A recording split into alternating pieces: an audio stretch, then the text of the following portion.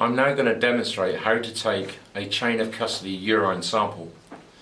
When you purchase the kit, the components that should come with the kit should be a first-class postage-paid envelope that goes to the laboratory. We have a shipping bag here, this is where the urine goes. We have a bubble wrap bag. We have two collection vials. We have two tamper-proof evidence sealed marked A and B, a collection cup, and a donor consent form. So, to take the test and get this sent off to the laboratory, first of all we need to fill out the donor consent form. So, customer name and customer code. The laboratory may give you a code, customer telephone number, and an email address.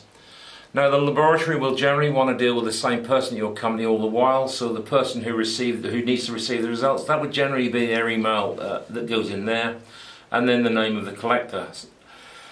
Then there's a section that asks reason for testing, and there could be several. So post-incident, so after an accident or an incident, you might want to test somebody on a random basis as part of a random screening process, for cause or on suspicion, or pre-employment. Or you could simply be taking a test as a follow-up to a previous drug test.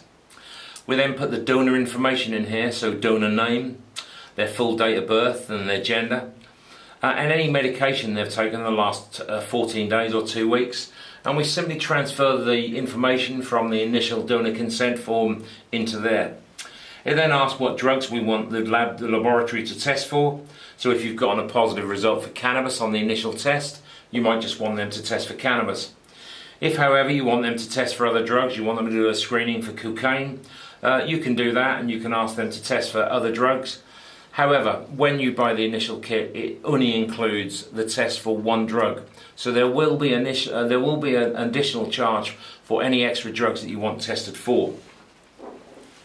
There's then a donor consent form. We read this out to the donor and then ask them to sign and date it, and then the collector signs and dates the form as well.